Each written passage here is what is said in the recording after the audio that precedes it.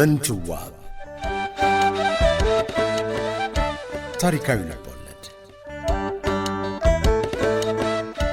ደራሲ ሕይወት ተፈራ ተራኪዎች መሰረት አሰፋና ጅላሉ አወል ምንትዋብ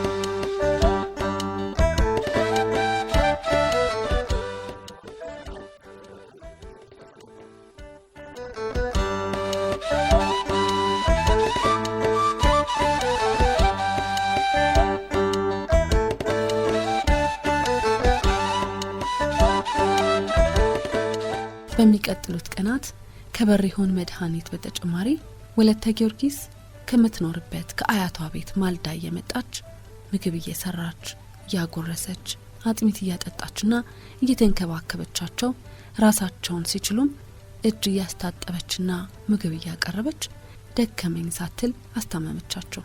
እሳቸውም በሩፋኤል እንዴት ያለች አለላ ሰንደቅ የመሰለች ልጅ ናት፣ ትህትናዋስ እያሉ ተስተናገዱ። በተኙበትም ሰው ውልብ ባለ ቁጥር እሷ የመሰለቻቸው አይናቸው ሲባክን ሲያዩት ልባቸው ከአፎቱ ተመንጥቆ የወጣ ሲመስላቸው ፊታቸውን በውሃ ስታብስ የእጇ ለስላሴ ሊያስተኛቸው ሲቃጣው ትንፋሿ በሽታቸውን ከላያቸው ሲገፍላቸው ከዚህ ወዲያ ጥድቅ እህት ይገኛል። አቤት አቤት አቤት እንዴት ያለች መልከ መልካም ናት! ደም ግባቷ የተደራጀ፣ ጠግሯ እንደ ሜላት የተፈተለ፣ ወገቧ እንደ ንብ ንግሥት የቀጠነ፣ እንደ እርጎ የረጋች፣ በምግባር የታነጠች እያሰኛ ከረማቸው። እንኳንስ ሳይታዋት ሳያዩዋት ስለ እሷ ማሰቡ ብቻ በወባ የዛለ አካላቸውን ዘና ሲያደርግላቸው ከዓይናቸው ስትርቅ ምግብ ውሃ ወይንም አጥሚት ይዛ የምትመጣበትን ሰዓት ሲናፍቁ ጀንበር መጥለቂያዋ ላይ ወደ አያቷ ቤት ስትመለስ ሆድ ሲብሳቸው ጠዋት ስትመጣ ከእናቷና ከአያቷ የወረሰችውን እንደ ውሃ የጠሩ አይኖቿን ከብለል እያደረገች የወደዱትን እየመረጠች የሰራችውን እስቲ ትንሽ ይቅመሱ ይሄኛው ይሻሉ ይሆን ስትላቸው ጆሮአቸው የተዋበ ዜማ የሰማ ያህል ወደ እሷ ዘመም ሲል ልባቸው ለማራኪ አይኖቿ ሲገዛ ቀናት አለፉ። ሌሎች ውበቷን አይተው እጇን ሲጠይቁ እሳቸው ከመልኳ ባሻገር ለጋስ መንፈሷን፣ አስተዋይነቷን፣ ሰናይ ምግባሯንና ትህትናዋን አስተውለው ወደዷት። ባኳኋኗ በልባዊ መስተንግዷ ልባቸው ተነካ። ተወዳጅ ገጽታዋ፣ አነጋገሯ፣ እርጋታዋ ወደ ሙሉ ሴትነት በመሻገር ላይ ያለው ዳሌዋና ለግላጋነቷ በወባ የተንገላታችሁ ልባቸው ላይ ነፍስ ዘሩበት። ደኝ ጎንደር ስገባ እችን ልጅ አገባለሁ እያሉ ደጋግመው ዛቱ። እሳቸው እንደዚህ ያሉ ይዛቱ እንጂ ወለተ ጊዮርጊስ ወደዋት እንደነበር የሚያሳይ አንዳችም ፍንጭ አላገኘችም። እሳቸውም በግልጽ ያሳዩት ነገር አልነበረም።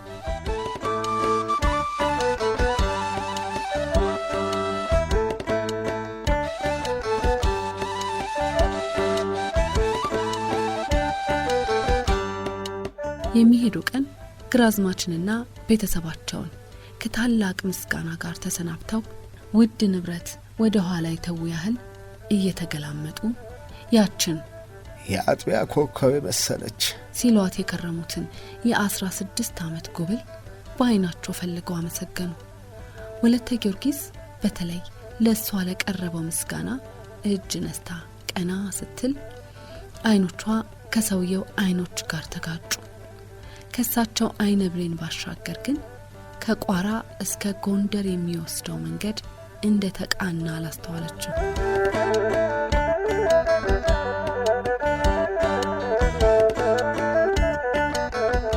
ከሀሳቧ ስትመለስ ጨዋታው ቀስቀስ ብሏል። እንግዶቹም የተዳከሙ መስለዋል።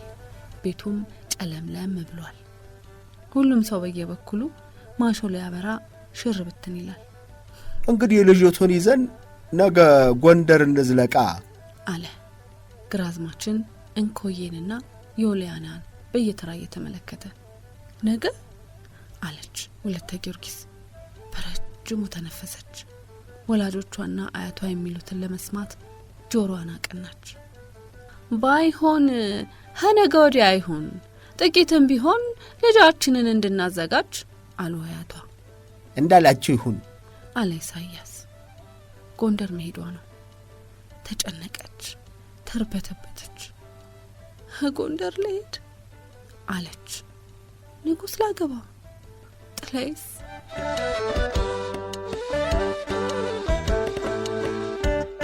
ጥላዬ ቤታቸው ደጃፍ ላይ ተቀምጦ ስለ ራሱና ስለ ወለተ ጊዮርጊስ እጣ ፈንታ ያስባል።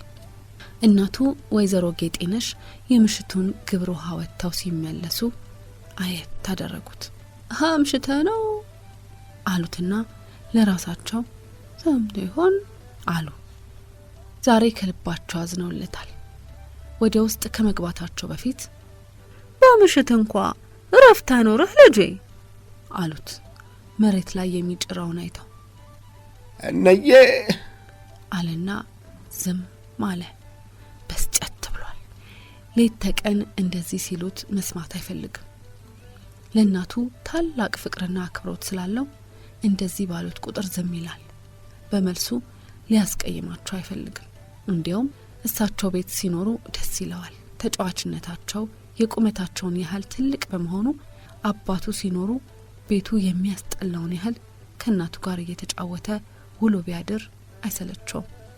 ወይዘሮ ጌጤነሽ ግን ደጅ ወጣ ብለው ሲመለሱ ቤታቸው ያስጠላቸዋል። የባላቸውን የባላምባራሱ ነኝ ንትርክ መስማት እጅ ይላቸዋል። የባላቸው ግትርነት፣ ቁጣና ንዝንዝ መድረሻ ያሳጣቸዋል። በወፍታው አሁን ምን ጎሏቸው ነው ዘወትር የሚነዛነዙ? ተመስገን እንኳን ማይሉ። እኔ ዘመድ እንደሌለው ከነዝረንዛ ጋር ተቆራምጄ መኖሬ ለአንድ ልጅ ስለማዶል የወፍታው ልጄን አንድ ቦታ ያደርስልኝ አንድም ቀን አላደር እያሉ እያኩተመተሙ ቤት ይገባሉ። ዛሬ አዲስ ነገር ሰምተው ልባቸው ለልጃቸው ቢያዝንም ባላቸው ዜናውን ሲሰሙ የበለጠ እንደሚያዝኑና እንደሚቆጩ ስላወቁ ለዘወትሩ ቤት ሊገቡ ሲሉ የሚሰማቸውን ቅሬታ ወደ ጎን ትተው ወሬውን እያዳነቁ መግባት መረጡ። ቤቱ ጨለምለም ብሏል። ባላምባራሱ ነኝ ድንክ አልጋቸው ላይ ጋደም ብለው ሚስታቸውን እንደ ተርብ ለመናደፍ አንቆብቁበዋል። ትንሽ ሲያማቸው እንደ ሕፃን ልጅ ያደርጋቸዋል፣ ያነጫነጫቸዋል፣ ያቅበጠብጣቸዋል። ያን ጊዜ ሚስታቸው ከቤት ባይወጡና 10 ጊዜ ይህን አምጪልኝ ያን አቅርቢልኝ ሲሏቸው ቢውሉ ደስ ይላቸዋል። ወይዘሮ ጌጤነሽ ከወጡ የት ቆይተሽ ነው? እስታው ምን ስትሰሪ ቆይተሽ ነው? ወሬ ስታናፍሽ ነው እንጂ አሁን ማን ይሙት ደጅ መውጣት ይህን ያህል ያቆያል? እንደዚህ ታምሜ መለስ ብለሽ እንኳን ምን ላድርግለት ማቲ እያሉ በነገር ሲያዋክቧቸው ይቆያሉ። ዛሬም እንደ ሁልጊዜው የነገር ግብዣ ደግሰውላቸዋል። ይበልጡንም ደግሞ ሚስታቸው ከወይዘሮ እንኮዬ ጋር ጥቂትም ቢሆን አውርተው መግባታቸው ስለሚያናድዳቸው አመሻሽ መተናኮያ ሰዓታቸው ከሆነ አመታት አልፈዋል። ጉድ ጉድ አሉ ወይዘሮ ጌጤነሽ ሳይቀደሙ ለመቅደም። ቆመው እጅና እግራቸውን በእርጥብ እጃቸው ያባብሳሉ። ባላምባራስ ዝም አሉ። ወይዘሮ ጌጤነሽ ባላቸው ምንድር ነው ሳይሏቸው በመቅረታቸው ቅር ተሰኙ። ወሬውን ለማውራት የነበራቸውን ጉጉት ስላመከኑባቸው ወሽመጣቸው ተቆረጠ። የባላቸውን ዝምታ አሰቡና ነገሩ ከነከናቸው። ምንድር ነው ማይሉ አሏቸው የጎሪጥ እያዩአቸው። የትም አፍሽተሽ መጥተሽ ደግሞ ጎርቴ ያለሽ አሉ ባላምባራስ። ነገረኛ ታማይተኛ አሉ ወይዘሮ ጌጤነሽ ድምጻቸውን ዝቅ አድርገው። ምን አልሽ? ምን እላለሁ? ሳናግሮ መልስ አይሰጡም ወይ ነው ያልሁ። ሌላ ምን እላለሁ አሉ ራት ለመስራት ምድጃው ላይ ድስት የጣደችውን የቤት አገልጋይ እያዩ። ሚሰማሽ ካገኘሽ ምላስሽ ረዥም ነው። እርሷ አይበልጥ አሉ አሁንም ቀስ ብለው። ባላምባራስ ቆጣ ብለው ምን አልሽ ካሉ በኋላ ጉድ ከሰሙ ስለሰነበቱ ጉዱን የመስማት ፍላጎት አደረባቸው። ቁጣቸውን ገታ አድርገው እና ምንድር ነው ጉዱ አሉ ለጠጥ ብለው እምብዛም ለወሬ ጓጉ እንዳይመስሉ። ወይዘሮ ጌጤነሽ እንዳልሰማ ዝም አሉ። እንደ ማክረፍ አድርጓቸዋል። ምንድር ነው ጉዱ አልኩሽ እኮ አሉ ባላምባራስ ቆጣ ብለው። ወይዘሮ ጌጤነሽ አሁንም ያልሰሙ መሰሉ። ሳናገርሽ መልስም አሰጪ። የባላምባራስ ቁጣ እየተጋጋለ ነው። ምን አሉ አሉ ወይዘሮ ጌጤነሽ። ፊታቸው ላይ ስስ ፈገግታ ይነበባል። ዛሬ አነስተኛ ቢሆንም ባላቸው ላይ ድል ተቀዳጅተዋል። እነዚህን መሳይ ጥቃቅን ድሎች ናቸው አንዳንዴ ባላቸውን ያሸነፉ እንዲመስላቸው የሚያደርጓቸው። ጎል እያልሽ ገባሽ። ምንድር ብለሽ አለመጥሽ። አሁንም ድምጻቸው ገኗል። ባላምባራሱ ነኝ አልሰማሁኝ ነው አሉ ወይዘሮ ጌጤነሽ። የባላቸውን ቁጣ የሚገነፍልበትን አፍታ ስለሚያውቁ ያገኙትን እድል እያጣጣሙ የግራዝማች ልጅ ሲሉ ጀመሩ። ግራማች ሲሉ አቋረጧቸው። ባላምባራስ ወሬውን ለመስማት ቸኩለዋል። ግራዝማች መንበር ናቸው። ከሰው ጋር ስታወሪ እንደቆየሽ አውቄያለሁ። ወልደ ልዑል ምንኑ ሆነ? ሴቷ ሁለቴ። ጥላይ የሆነ ነገር እንዳለ ደም ነፍሱ ነገረው። ነፍሱ ከዳችሁ። ጉዱን ለመስማት ቤት ውስጥ መግባት ፈልጎ ወገቧ ልታዘዝ ጉልበቷ ልንቀሳቀስ አለው። እንደምንም ብሎ ተነስቶ ውስጥ ገብቶ መደብ ላይ ተቀመጠ። ባላምባራስ በመገረም ተመለከቱት። እሳቸው ሳይተኙ ቤት ውስጥ ስለማይገባ አይኑን ካዩት ከርመዋል። ሆዳቸው ተገላበጠ። እና ምን ሆነች? መባባታቸው እንዳይታወቅባቸው እየታገሉ ወይዘሮ ጌጤነሽ ከመናገር ተቆጠቡ። ጥላይን ሰረቅ አድርገው አዩት። እሱ የሚሉትን ለመስማት ቢጓጓም ጎንበስ ብሎ መሬቱን በስንጥር መጫጫር ጀመረ። ዛሬ ምን ነክቶሻል? ምን ሆነሽ ነው ስልሽ መልስ ማትሰጪ? በያሰሞን ንዳድ ይዟቸው ሀነሱ ዘንድ ተኝተው የነበሩት ለካ ንጉሥ ኖረዋል። ንጉሡ? አዎ አጤ በካፋ? እሳቸው። ሌላ ንጉሥ አለ? ምንድን ነው የምታወሪው? አሉ ባላምባራስ የሚስታቸውን ትንኮሳ ችላ ብለው። አጤ በካፋ ራሳቸው ወለት ያስታማቸው ስታበቃ ዛሬ ሰዎች ከጥሎሽ ጋር ሰደዱ ሊያገቧት። ኋላ ጥላይ ዱብ ዳውነበት። ድንጋጤ ሰውነቱን አብረከረከው። ተነስቶ ሊወጣ ፈልጎ ወሬ ለመስማት ተቀመጠ። ሰው ለማንጓጠጥ ማን ብሎሽ? ወሬኛ ደሞ ማታመጪው የለ አሉ ባላምባራስ። ተደናግጠዋል። ንዴትም ተናንቋቸዋል። እንዴት በሉ? ምን ያልሆነ አምጥቼ ያውቃለሁ? ሀመሸ ሀገር ሁሉ የሚያወራው ይሄንን ማይዶል። የኛ ጣፈንታ ነገር ይገርማል። እውነት ነው፣ ጣፈንታ ነው አለ ጥላይ የሞት ሞቱን። ሰውነቱ እየራደ ነው። ለራሱ እኔ እድል ፈንታ የሆኑ ያታልደል ሆኝ የወፍታው ይሄን አሰማኝ ብሎ በአይኑ ውሃ ሞላ። እንባው እንዳይታይበት ደጅ ሲወጣ አባቱ በአይናቸው ተከተሉት። ያች አያትየው ሀደብተራዎቹ ነው ውሏ ከተኙበት ቀባብታቸው ይሆናል ይላል ድፍን ቋራ አሉ ወይዘሮ ጌጤነሽ። አገልጋዩዋ እራት እንድታቀርብ በእጃቸው ምልክት እየሰጡ ድፍን ቋራ ሐምኔው ሰምቶ ነው ይሄን ሁሉ የሚለው። አንቺና ጓደኞችሽ ጓሮ ሆናችሁ ያቦካችሁት ነው እንጂ ለነገሩ ልጅቱ ምንም አይወጣላት። ደማም ቆፍጣና ይገባታል፣ የሚገባትን ነው ያገኘች።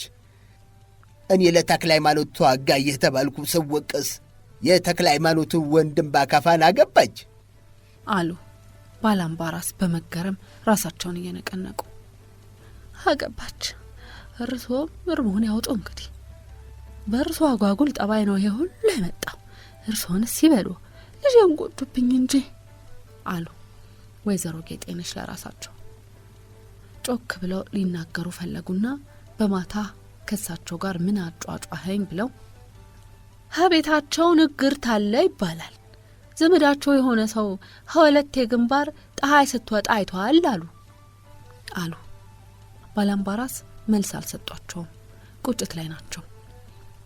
ልጅህን ለልጄስ ስባባል ቆይቼ በትንሽ ነገር ህጥብ ቆዳጅ ተቀያይሜ አሁን ይኸው ሌላ ያውም ንጉሥ ወሰዳት።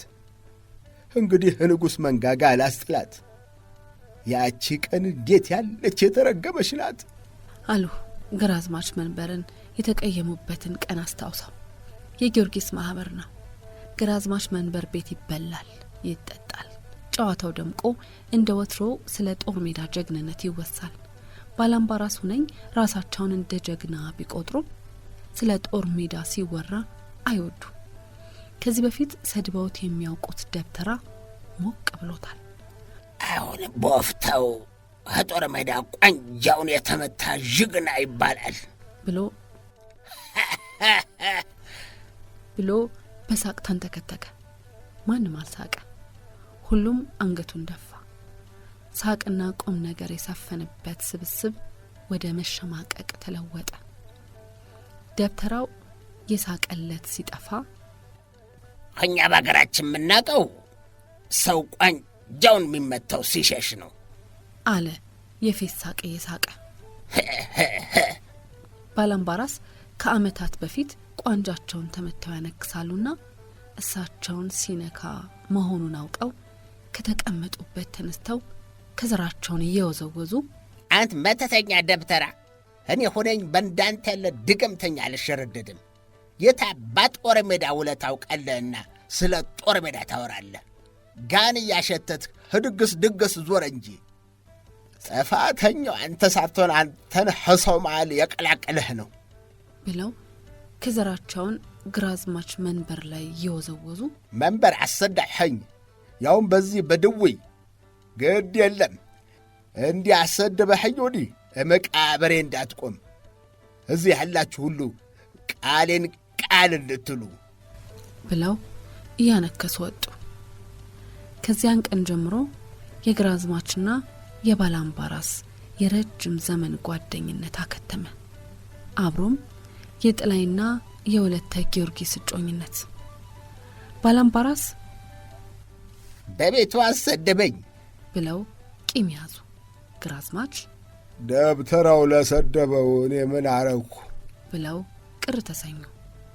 አስተራቂ መሃላቸው ቢገባ ባላምባራስ ሙቼ ነው ቁምቤ እሱ ጋር መታረቅ አሉ። ልጅህን ለልጄ የተባባሉት ጓደኛሞች ተቀያየሙ። ግራዝማች መንበር ሁነኝ ምንም ቢሆን የረጅም ጊዜ ወዳጄ ነውና አንድ ቀን እንታረቅ ይሆናል እያሉ የወለተ ጊዮርጊስን እጅ ለጠየቀ ሁሉ አይሆንም እያሉ መለሱ።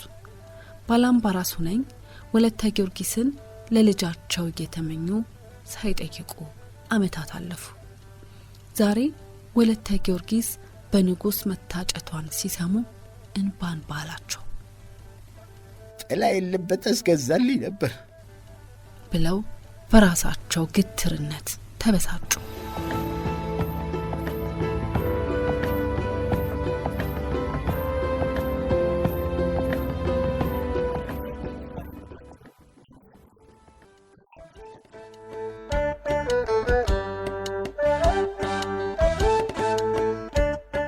ምንትዋብ ታሪካዊ ልቦለድ ደራሲ ሕይወት ተፈራ፣ ተራኪዎች መሠረት አሰፋና ጅላሉ አወል ምንትዋብ